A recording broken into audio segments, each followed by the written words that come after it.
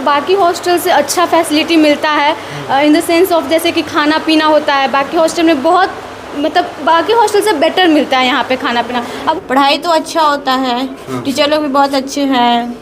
Hostel में घर जैसा फैसिलिटी तो आप सोचिएगा तो वो तो नहीं मिलेगा, लेकिन यहाँ का फैसिलिटी मतलब ऑलमोस्ट बेटर है। अब मैंने पहले भी आपको बताया, थ्योरी के साथ साथ प्रैक्टिकल पे यहाँ पे फोकस किया जाता है। अगर एक चैप्टर हुआ तो अगर उसमें कुछ प्रैक्टिकल पार्ट है तो हर एक बच्चे का रहता है, फैकल्टी का ये कोशिश रहता है कि हर एक बच्चे को प्रैक्टिकल आना चाहिए, क्योंकि जो मेडिकल का होता है ना बच्चे लोग डिस्टर्ब हो जाते हैं, उस चीज़ से पेरेंट्स को अवेयर होना चाहिए, है ना। अब जो बच्चे एडमिशन लिए हैं उन लोगों को सबसे पहले अपने फील्ड के बारे में जानकारी दी जाती है, उनका फिर फ्यूचर क्या होगा इस बारे में वो बताया जाता है।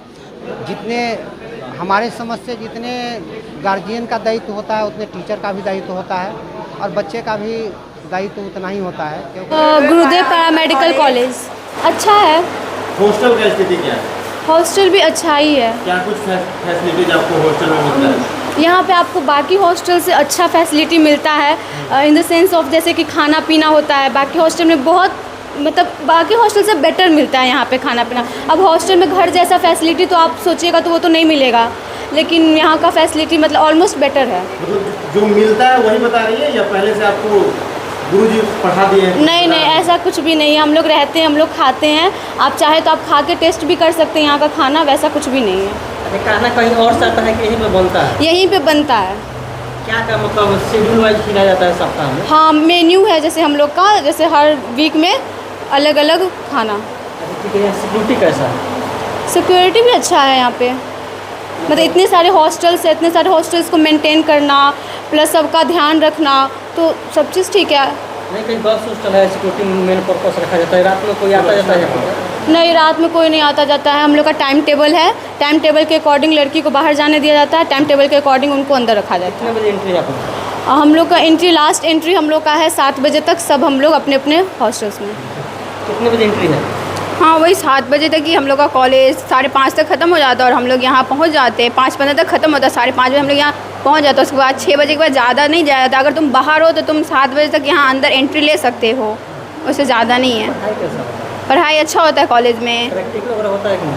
होता है। प्रैक्टिकल होता है? हाँ इंटर्नशिप वगैरह के लिए कहीं भेजा जाता है आप लोगों को? हाँ, हॉस्पिटल में भेजा जाता है। जब आप पढ़ने लगे, आपको पता मतलब टीचर को लगे कि आप इंटर्नशिप करने के लायक हो, तो आपको मतलब बाहर भेजा जाता है हॉस्पिटल से इंटर्नशिप करने के लिए। अच्छा, प्लेसमेंट के बारे में क्या कहा जाता है? क्या प्लेसमेंट के बारे में क्या कहा जाता है? अच्छा है। मतलब आपके सीनियर से कभी बात होता है, प्लेसमेंट हुआ है? हाँ नहीं, हम लोग सीनियर से ज़्यादा इंटरेक्ट नहीं करते अपने। सब लोग क्या बोलते हैं? सर लोग तो बोलते हैं कि अच्छे, वो लोग मतलब अच्छा इंटर्नशिप कर रहे हैं, उनके बारे में बताते, बोले तुम लोग भी पढ़ाई लिखाई करो, तुम लोग का भी अच्छा ही होगा। शिक्षक लोग कैसे हैं, मतलब पढ़ाते हैं बढ़िया या बस टाइम पास होता है? पढ़ाई तो अच्छा होता है, टीचर लोग भी बहुत अच्छे हैं और बहुत सपोर्टिव भी है। प्लेसमेंट का क्या है? प्लेसमेंट अपने स्किल्स पे वो डिपेंड है। तो कंपनियां को बुलाते हैं कि नहीं? नहीं नहीं। नहीं कितनी का अभी एक भी कंपनी नहीं है? नहीं। आप लोग कितने साल से अभी यहाँ से कोई निकला ही नहीं है, कोई भी सेमेस्टर फर्स्ट अभी बैच भी यही है, वो निकले। फर्स्ट बैच यहीं पे है? हाँ, आप लोग कितने साल से हैं यहाँ पे? 2 आप साल। कौन सा कोर्स करती हैं यहाँ पे? BPT physiotherapist. कितने साल का होता है? और 4.5 साल 4 साल कोर्स है। कौन सा ईयर चल रहा है? Second year. Second year. आप क्या करती हैं? बीपीटी। अच्छा ठीक है। मतलब हॉस्टल का सिक्योरिटी कैसा है? हॉस्टल का सिक्योरिटी ठीक है। अच्छा, कोई आता है रात वगैरह में? उसके लिए कोई अलाउ नहीं है। हाँ, कितने बजे आप लोग का एंट्री लास्ट है? 6:30। 6:30। इससे पहले यहाँ पे तो आपने देखा कि सुविधा काफ़ी अच्छी है कॉलेज की तरफ से। यहाँ पे आप first time parents teacher meeting को बनाया गया। क्यों? एक कभी कभी क्या होता है ना, बच्चे लोग को जो मेडिकल का होता है ना, बच्चे लोग डिस्टर्ब हो जाते हैं, उस चीज़ से पेरेंट्स को अवेयर होना चाहिए, है ना। अब जो बच्चे एडमिशन लिए हैं उन लोगों को सबसे पहले अपने फील्ड के बारे में जानकारी दी जाती है, उनका फिर फ्यूचर क्या होगा इस बारे में वो बताया जाता है। और साथ में एक जो पर्सनालिटी डेवलपमेंट होता है, समझिए कि सब बहुत लोग बैकग्राउंड से आए हुए, मतलब एक अर्बन या रूरल जगह से आए हुए हैं ना, तो उनका जो पर्सनालिटी डेवलपमेंट बहुत ज़रूरी होता है, जो कि कॉलेज सब देती है आपको। अभी एक पेरेंट्स ने बोला, गार्जियन ने बोला एक्चुअली कि जो फीमेल्स होती हैं उनके सेफ्टी पे ज़्यादा ध्यान देना चाहिए, जो हॉस्टल्स है ना, तो हम लोग उन सब पे बहुत ध्यान देते हैं। और फिर एक में बोला कि टीचर्स को भी थोड़ा सा फ्रेंडली होना चाहिए, तो हम लोग ये कोशिश करते हैं कि जहाँ पे उनका स्ट्रिक्ट होना चाहिए हम लोग उनके साथ स्ट्रिक्ट होते हैं, जहाँ पे उनको लगता है कि उनको एक माँ का प्यार चाहिए तो हम लोग हैं, फिर और भी फैकल्टीज़ हैं उनको वैसे हम लोग एक डील करना होता है या फिर कहीं हम लोग उनको संभालते भी हैं, क्योंकि लड़कियाँ या फिर लड़के क्या होते हैं यहाँ पे कभी कभी लोनली फील होता है, क्योंकि बहुत दूर से आए हुए हैं, मेडिकल का कोर्स काफ़ी बहुत ही ज़्यादा टफ है, तो प्रॉब्लम होती है। हम लोग सब चीज़ उनको गाइड करते हैं हम लोग यहाँ पर संस्थान में जी। पैरामेडिकल में एएनएम जीएनएम और आप लोग सबसे रिक्वेस्ट है कि थोड़ा सा अपनी जगह पे सेटल डाउन हो जाइए। जी जी जी, थोड़ा सा बैठ जाइए। पेरेंट्स से भी जी एएनएम जी आपकी जो संस्था है एएनएम और जीएनएम और बीएससी नर्सिंग है जो मेडिकल की उत्कृष्ट सेवा के लिए जाना जाता है, और आने वाले दिन में बिहार में स्वास्थ्य में बहुत वैकेंसी आ रही है। इसके बारे में आप छात्रों को क्या करना चाहते हैं? देखिए, सबसे पहले अगर जो बच्चे फाइनल ईयर में पास आउट है ना, सबसे पहले हम लोग उनका प्रैक्टिकल बहुत स्ट्रॉन्ग करना चाहते हैं, ताकि एक और सब जगह से बच्चे आते हैं ना, बट एक कॉलेज की तरफ से जो बच्चे जाते हैं, कॉलेज का नाम ज़्यादा बड़ा होता है, तो हम लोग उनको उनके साथ एक जो उनका पर्सनैलिटी डेवलपमेंट हुआ या फिर एक मेडिकल फील्ड में उनको आगे बढ़ाना हुआ, उसके साथ साथ हम लोग ये भी बताते हैं कि आप लोग किस कॉलेज का नाम, कम से कम उस नाम कॉलेज का नाम भी ज़्यादा बड़ा होगा, है ना, क्योंकि कहीं तो कॉलेज का नाम होता है स्टूडेंट से, स्टूडेंट जहाँ जाएंगे कॉलेज का हमारा एक तरह से वो एक इम्प्रूवमेंट होगा, तो हम लोग इस सब चीज़ उनको वो नॉलेज देते हैं कि आप लोग कहीं भी कहिए तो आप लोग कैसे काम करना है।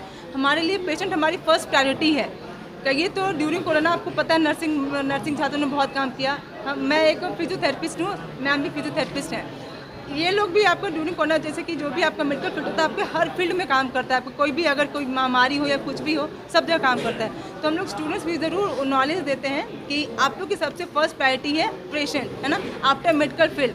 आप जब मेडिकल फील्ड से नहीं तो आपकी फैमिली फर्स्ट प्रायोरिटी है, बट समझिए कि आप कहीं जा रहे हैं और पेशेंट आपको कहीं दिख रहा है, आप उसको अवॉइड नहीं कर सकते, खास करके नर्सिंग फील्ड में या फिर हमारे फील्ड में हम लोग पेशेंट को अवॉइड नहीं कर सकते, तो ये बच्चों को सिखाना बहुत ज़रूरी होता है। आज जो पेरेंट्स शिकायत दी है क्या उस पर ध्यान दिया जाएगा? बिल्कुल, एक्चुअली पेरेंट्स ने कुछ सजेशंस किया है ना, जैसे कि एक बायोमेट्रिक होना चाहिए हॉस्टल्स में, उससे रिलेटेड हम लोग ने क्या करता था, वो होता है ना रजिस्टर्ड पे सबका इन एंड आउट करते थे हम लोग, बट क्या होता था कभी भी बच्चे गलती करते हैं ना, लड़कियां हैं या फिर बॉयज़ हैं, कहते हैं ना वो कभी कभी संगति का होता है, टाइम गलत लिख दिए वो। बायोमेट्रिक से क्या होगा, वो सब प्रॉपर हो जाएगा, तो हम लोग उसको बिल्कुल क्या बोलते हैं सही ढंग से सबको फॉलो करने की बिल्कुल कोशिश करेंगे। आपका संस्थान स्टूडेंट क्रेडिट कार्ड योजना के अंतर्गत क्या क्या सुविधा प्रदान करता है? स्टूडेंट क्रेडिट कार्ड जो गवर्नमेंट दे रही है उसमें जो भी फ़ीस है, जो नॉर्म्स है वो तो है, साथ में फूडिंग है और लॉजिंग देते हैं। यहाँ पे जो हमारे चेयरपर्सन हैं उनका है कि रहना और खाना, फिर क्लासेस वगैरह में जो मोडेलिटीज़ चाहिए, जैसे प्रैक्टिकल है तो प्रैक्टिकल में क्या होता है ना, जनरली 2-4 मोडेलिटीज़ लिया है हो गया काम, लेकिन हमारे में क्या होता है, हमारे स्पेशली हमारे कॉलेज में कि उनको जो भी एक्स्ट्रा टेक्निक्स चाहिए, अभी क्या है फिजियोथेरेपी में हो, ऑक्यूपेशनल थेरेपी में हो, एक्स्ट्रा टेक्निक्स पे लोग ज़्यादा ध्यान दे रहे हैं, तो एक्स्ट्रा टेक्निक के लिए जो भी मोडेलिटी चाहिए, कुछ थेराबैंड वगैरह आता है, तो वो सब अलग से हमारे चेयरपर्सन वो मैनेज करते हैं, फिर बच्चे को उससे प्रैक्टिकल नॉलेज दिया जाता है। अन्य राज्यों से यहाँ पे आते हैं पढ़ने के लिए, आप क्या करना चाहेंगे? हाँ, अभी जस्ट बात हुई थी, नेपाल से भी बहुत बच्चे आते हैं, तो अन्य राज्य से क्या क्वेश्चन क्या था?